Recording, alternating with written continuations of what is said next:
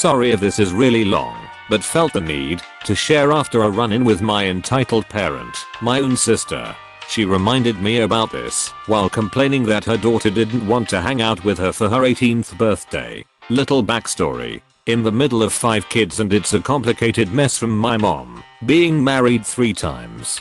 Basically the order of us is my older sister from her first marriage that was raised by her grandmother for reasons I was never told. There's me and my younger brother from her second, has only a year younger than me, and we've always been super close because we were raised together. Then there's my stepsister, who's a few weeks young, and a stepbrother a few years older than me from her third and last marriage. That man was a saint and treated me more like a daughter than my waste of skin father ever did. The oldest among us is almost 10 years older than me, and because she had a kid young, I was 8 when my first nephew was born. Thankfully, she didn't live with the rest of us then, but when she moved back in with us, when I was older, around 16, she had some fight with her baby daddy and bailed. I somehow became a free babysitter for her kids every weekend. This pissed me off a lot, because my mom not only allowed it, she told me I had no choice because she needed time from the kids, never mind the fact that in juggling school, a part-time job and army cadets, and she was a stay-at-home mom, I had one night to myself each week to do my homework, or go out with my friends, and my sister would bugger off and leave me with her crotch goblins. She didn't even have the decency to feed them first, and those little shits, ages 2, 7, and 8, were picky eaters. And trying to do my homework with these 3 fighting was more than I could take. It came to a point that I stopped coming home till late on my days off and just heading to the library or friends instead. This was also in the days before cell phones were commonplace and cost like $900 upfront, so my sister couldn't text to demand where I was. I often miss the days before texting and social media for reasons like this. I know, ironic considering I post on Reddit. As soon I would walk in the door, she practically bolted and get pissy if I told her I had to go to work or cadets. Other problems she caused were things like when my boyfriend would be up before school and she would hit on him. Once she grabbed his car keys and dropped them down from front of her pants and told him if he wanted them, he would have to grab them. He quickly responded that he didn't want his hands anywhere near her filthy claptrap, and we ended up walking. I lived close enough to the school, but he didn't, and I had to lend him my bus pass until I could get his car keys back. Or she poked fun at a friend of mine who was really short due to Turner syndrome, called her a beach ball because of her height, combined with a DD cup size.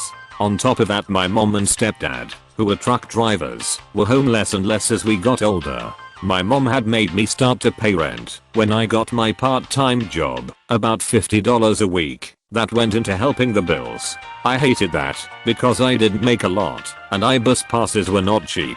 My mom also started to tell me that the money that I would give her for my rent was to go to my sister to buy groceries. My sister, on the other hand, used it to go to the casino with our other sister, then lie to my mom and tell her that I didn't give her the money. Has to start getting her to sign receipts from a book I got at a dollar store just to prove she was full of shit. Anyways, this went on for close to 2 years. Sorry for the long backstory, but this woman was the bane of my teen years and part of my 20s. What finally broke the camel's back was my 18th birthday. My mom and stepdad couldn't be there because of work, which was fine, and I had bought a nice dress to wear with some friends at the bar.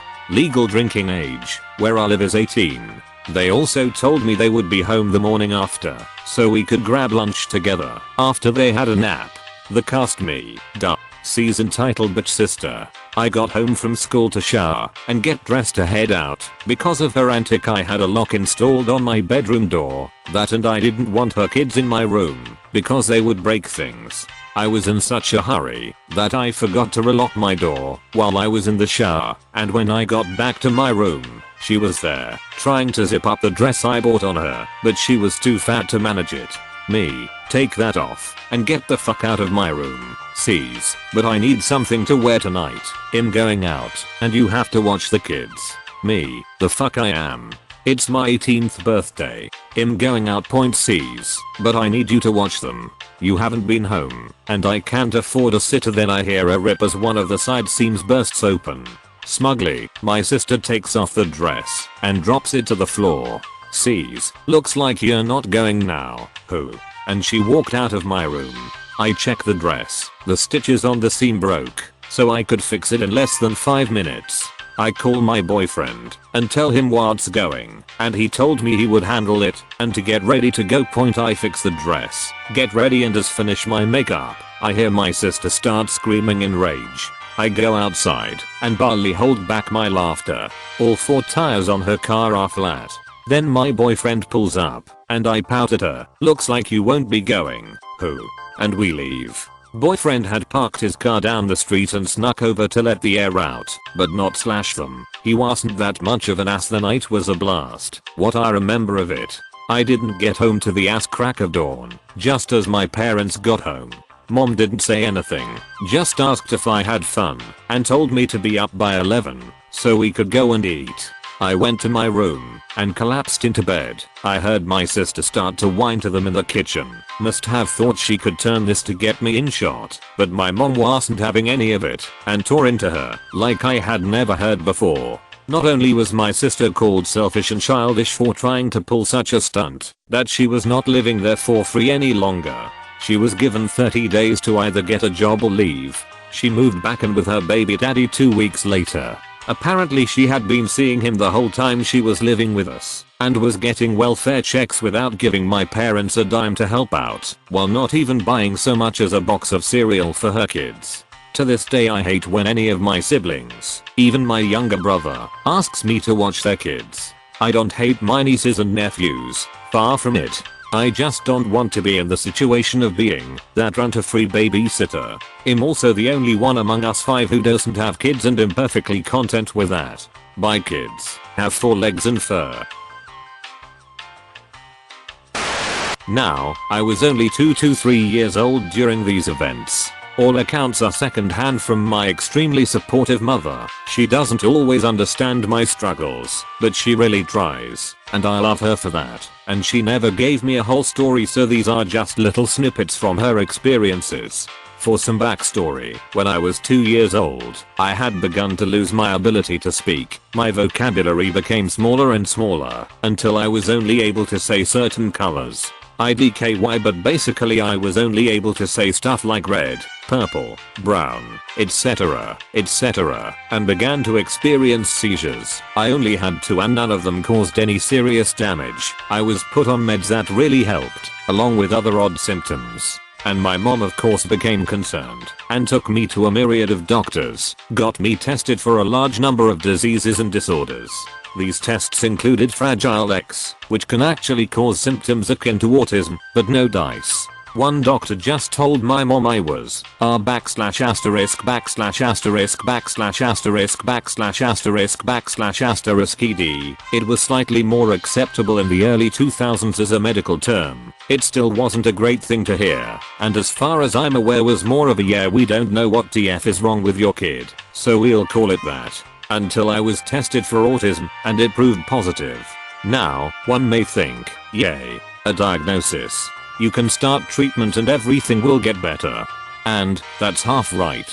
This diagnosis led not only to helpful treatments, but also to doubt and stigma that would follow me for the rest of my life. This is where I believe the entitlement begun, as I was taken in for speech therapy and taught sign language to use until I was able to talk again. My mom was referred to a support group for parents of autistic children. This is a list of some of the things my mom was told from the other mothers in the group. But girls can't be autistic. It's a boy's disease. It's a developmental disorder, not a disease. Dumbus. It's not contagious. She's like that because you're abusing her. Not true. I'm what's known as a rainbow baby, or a baby born after a miscarriage. She had 2 miscarriages before I came along and basically considered me a miracle. She always tells me she loves the shit out of me and paid so much for good therapy despite not being very wealthy. You're faking it slash making her fake just so you can get attention. Sure, my mom's pouring thousands into medication and therapy for attention. She's just a R asterisk TARD once again. Not fucking okay. She's just socially awkward. At the same time, these horrible mothers did almost nothing but complain about their sons, even though in their stories they were just about always their fault. They would say stuff like, "I screamed at my son for doing thing, and he locked himself in his room and had a meltdown for an hour. Do not scream/yell at us." Most of us are very sensitive to sound. I still have to cover my ears whenever we open the garage door. Loud/sudden sounds can and will cause us physical pain. My son was doing totally harmless stim activity, and I had to yank his hand away to stop him. He shouldn't be doing that in public. Unless the stimming can result in bodily harm, it should not be stopped, as it's a good way for us to cope or express ourselves. We went on a trip without telling our son where we were going, and he freaked out and ruined it for everyone. Tell your kids where you're going. Surprise trips can cause a great amount of anxiety, and it leaves us unable to prepare for any sensory issues that may occur. Going to a crowded/loud place. Either tell your kid where you're going and allow help them to properly prepare, or just don't go. You can probably get away with surprise trips if it's somewhere quiet or has something to do with a hobby or special interest of theirs, but it's still best to still tell them just in case. My mom quit that group fast. She moved on to do her own research and to support me the best she could. At the age of 10 I was officially pulled out of speech therapy and had been off of medication for years at that point. It's at the point where, when I tell people I'm autistic, they don't believe me or say they didn't even notice. I don't like it when people say this, and I definitely don't take it as a compliment, but I understand where they're coming from. She did so well with me that many family friends and acquaintances asked her for advice, and they moved on to refer other families to her. She told me in my junior year that to this day she still gets calls from parents asking for advice and help in raising their autistic children. If you enjoyed the stories, slap the like and subscribe button for more of them, and don't forget to support the original writers with an upvote. Links are in the description. Peace out, and catch you tomorrow.